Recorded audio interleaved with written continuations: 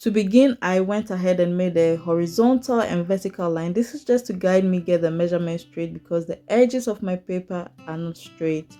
I will first measure half of my shoulder measurement, which is 7 inches, then mark 3 inches on the shoulder line, and that will be for the neck. From there, I came down 1 inch from the 7 inches mark and joined it to the 3-inch mark.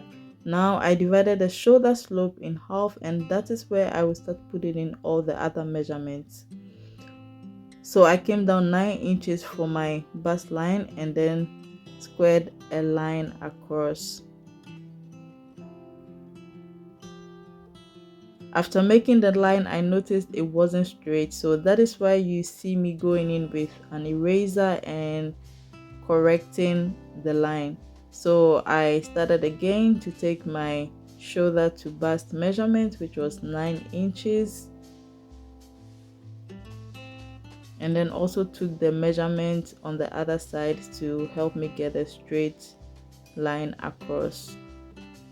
So from there, I took my shoulder to waist measurement, which is 16.5, and also squared a line across. From the waistline, I went down 8.5 inches for my hip line and also squared a line across. And some people have 8 inches from the waist to hip, others have 9 inches, so you have to check what yours is. So from there, I went ahead and labeled the line, hip line, waistline, and bust line.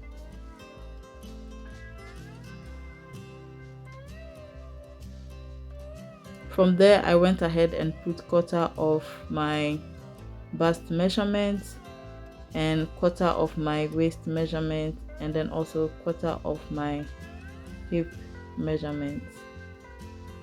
Now to get the armhole depth, measure 7 inches, that is your neck line measurement, and then square a vertical line from the bust line to the shoulder line.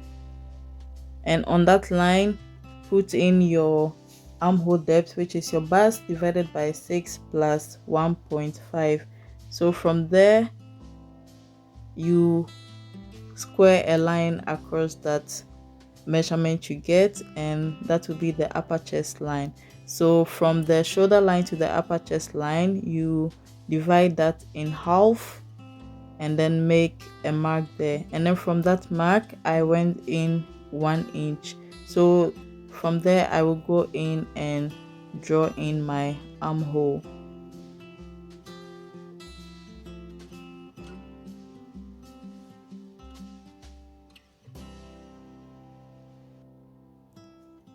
From there, I will go in and just draw in all the measurements. Like you see, I will join the bust line to the waistline, and then the waistline to hip line, and then from the hip straight to the hemline.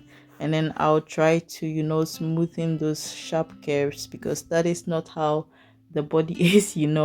So I'll go in and then make it more smoother and natural.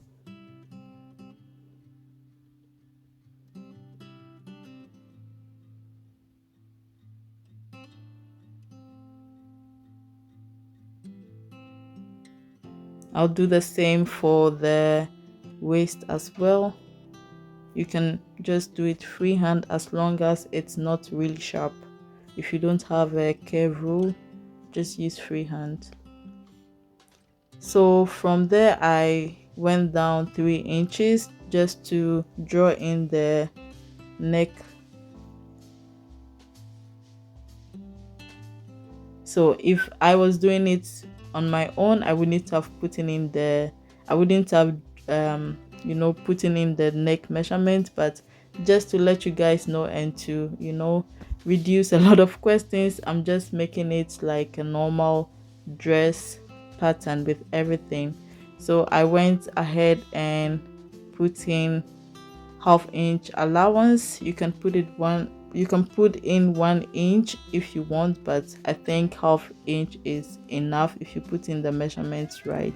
So I also added half-inch to the armhole.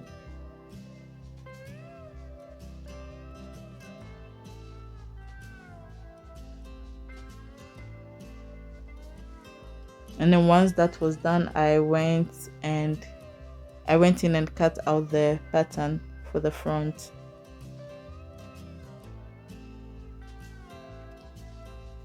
So for the back, I took another paper and then laid the front pattern on top. So I will be using the front pattern to get the back pattern.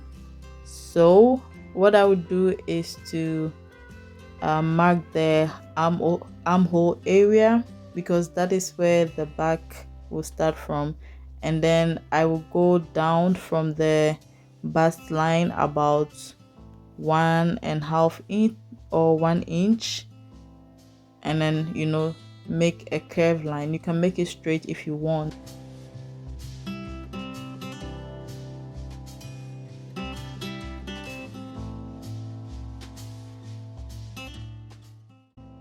So what I'll do now is to cut the back pattern with the help of the front. So once the depth of the back is cut, then I will use the front pattern to cut the side, as you can see, if I'm not explaining it well enough. So now I will cut away that vertical line I made as a guide. So I started from the top and then also went and start from the bottom, and then mark in the horizontal lines on the back patterns as well, the waistline and the hip line.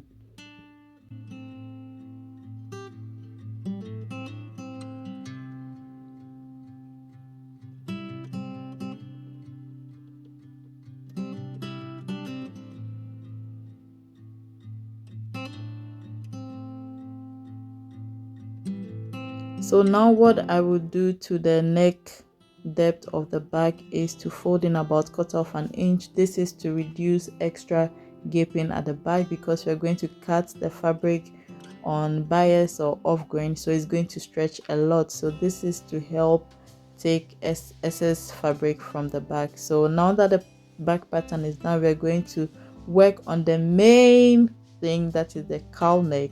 So I measured 1.5 inch from the upper chest line and then square in a line, and then I will cut away the extra part from this line, so we don't need the upper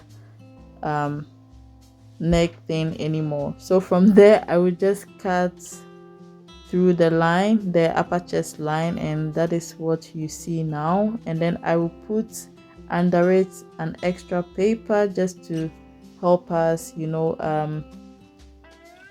get the cowl neck. So I'm going to spread the cut that I made, if you understand what I'm saying.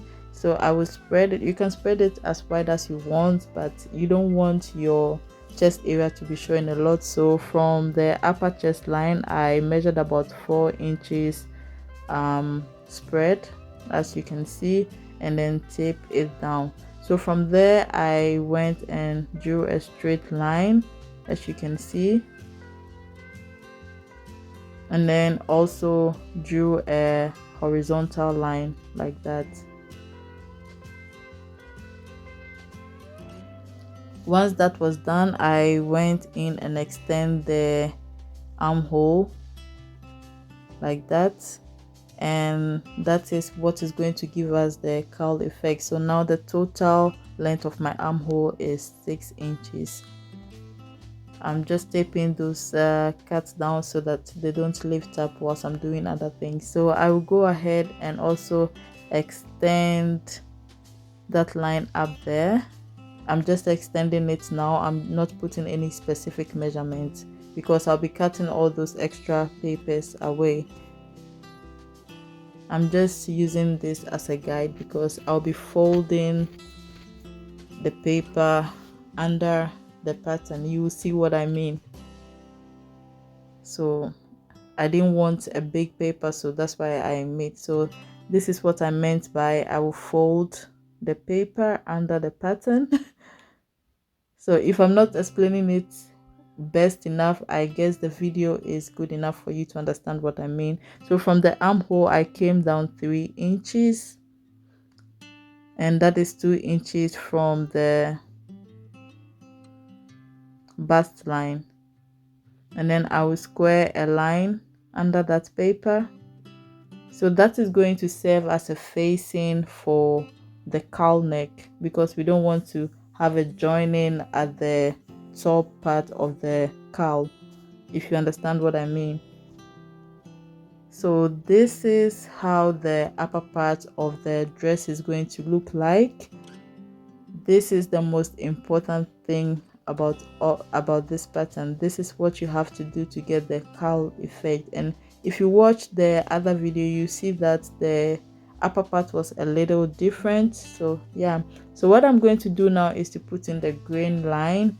So this is to tell us that the pattern will be cut off grain or on the bias or diagonal. If you don't understand any of this, then you have to look out for it. So this is how both patterns look like. This is the back pattern and that is the front pattern. I hope to see you in part 2.